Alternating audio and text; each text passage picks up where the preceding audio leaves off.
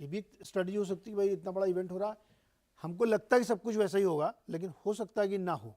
ये मन में है क्या थोड़ा 10-20%? बिल्कुल, वो मैंने जैसे हमने डिस्कस किया ना, एफआईआईज की जो हेजिंग पोजीशंस हैं फ्यूचर्स की, वो क्लियरली दिखा रही है कि वो एक सिक्योरिटी ले रहे हैं।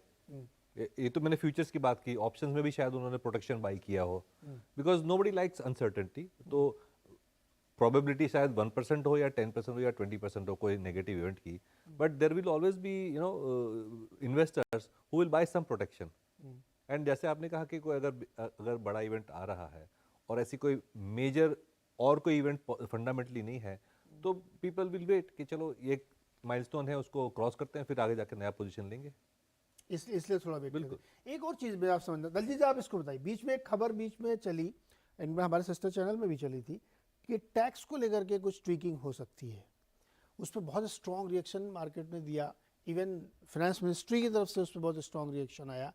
तो ये शो करता है कि मार्केट बहुत ही शेकी ग्राउंड पे खड़ा है क्या, कि एक खबर आई, पता नहीं होगा नहीं होगा, लेकिन मार्केट ने रिएक्शन उसमें देना शुरू कर दिया। मैं तो उसको अलग तरीके से देखूंगा।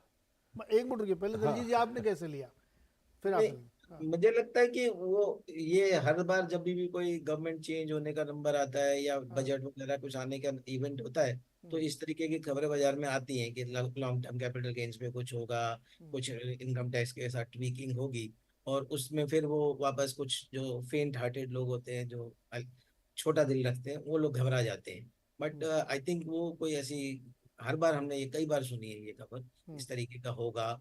सी अल्टीमेटली अगर जो भी टैक्स रिजीम होगा वो सबके लिए होगा, it is not only for me ना।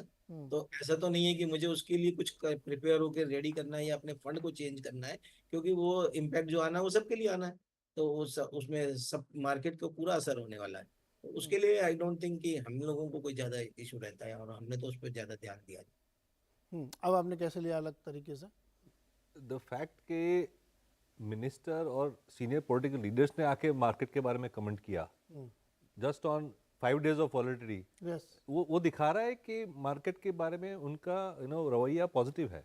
नो सी, देखिए, इकोनॉमिक ग्रोथ के लिए कैपिटल चाहिए, और कैपिटल के लिए हेल्दी कैपिटल मार्केट चाहिए। स्टॉक मार्केट एक कैपिटल मार्केट का बहुत बड़ा हिस्सा है। तो मुझे नहीं लगता है कि जो गवर्नमेंट है वो कैपिटल मार्केट्स को बहुत बड़ी तरीके से डिस्टेबलाइज या डिस्टर्ब करने के मूड में है।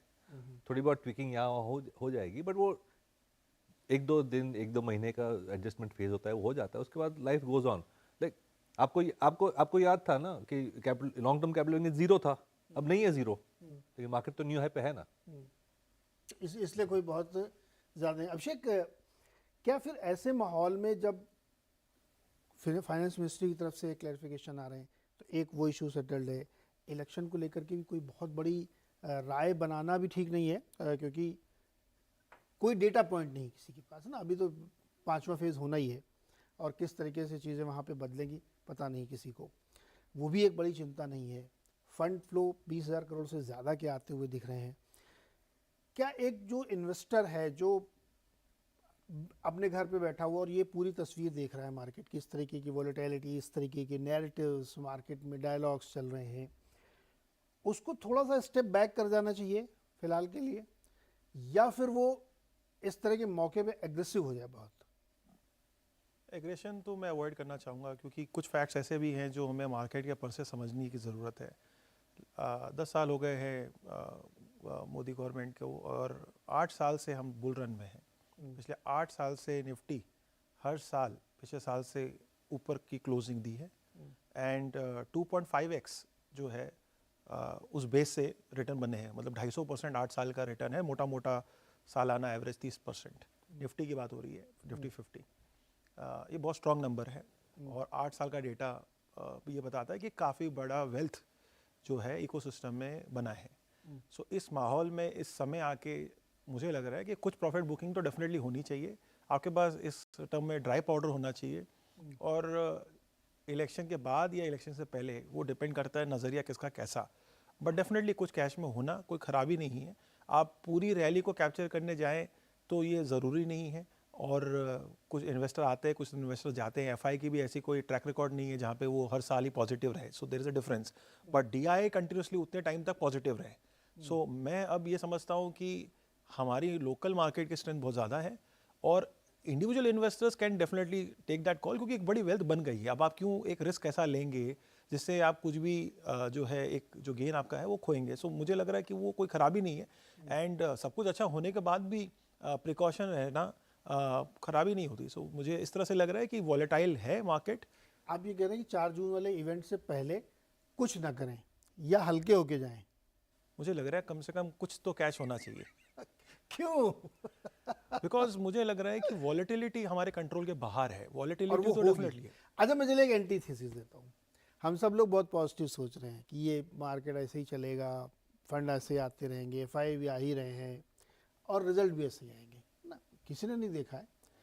मान लीजिए रिजल्ट थोड़ा सा गड़बड़ होते हैं। अब जैसे एक डिबेट ये चल रही है कि जितनी स्ट्रांग गवर्नमेंट का क्लेम किया है बीजेपी ने, उतनी स्ट्रांग नहीं आएगी। वो 400 पार या 370 पार ये सब नहीं होने वाला। पिछले साल जैसी, मतलब पिछले 2019 जैसी गवर्नमेंट ही आ सकती है, उसके आसपास आ सकती है। क्या ये भी प्राइस है मार्केट में? मुझे लग रहा है कि एक नंबर के बाद कोई भी और नंबर नहीं नहीं, ये देखिए, ये ओवर थिंकिंग कर रहे हैं आप। अब मैं आपको क्यों दे रहा हूँ तो आप फिर 272 वाली बात करेंगे ना। मार्केट ने ये लिया ही नहीं क्यों कि 272 के बाद का कोई भी नंबर बेकार है, क्योंकि सरकार तो उतनी बन जाती है। मार्केट तो 370, 350, 400 इस पे डिबेट कर रहा था। मेरा क्वेश्चन वो है कि क्या मार्केट ने 300, 290 और 310 भी प्राइस इन कर लिया है? तो ये नहीं मेरे किया, हिसाब किया से गवर्नमेंट की वापसी फैक्टर की है। सीट की स्ट्रेंथ के ऊपर कमेंट नहीं कर सकते कि क्या कितना फैक्टर है कितना नहीं है, बिकॉज वो तो अब इस तरह के वॉलेटिलिटी बता रही है कि कुछ वर्ग में शायद कुछ और ओपिनियन है और दूसरे वर्ग में कुछ और ओपिनियन है, और यही मार्केट का नियम है। लीनियर होता नहीं है। सो बट इम्पॉर्टेंट ये है कि 2019 का भी जो नंबर था वो बहुत ही अच्छा था, और उस नंबर को सरप्राइज था, पॉजिटिव था। तो ये कोई खराबी नहीं है अगर उतने नंबर पे भी वो आगे बढ़ते हैं। सी मैं बहुत इंटरेस्टिंग बात बताता हूँ आपको।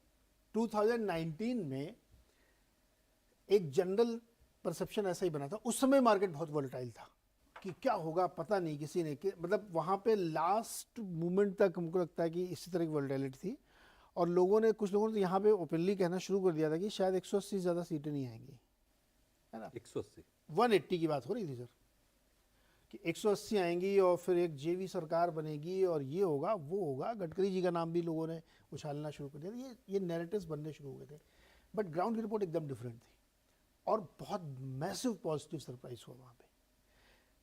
इस बार भी वही लगभग स्थिति है कि ग्राउंड पे जाइए तो दूसरी तस्वीर आपको देखने को मिलेगी, नैरेटिव्स पे दूसरे चल रहे हैं। लेकिन एक ये डिबेट लोग लेके चल रहे हैं कि चूंकि 10 साल हो चुके हैं, 2 टाइम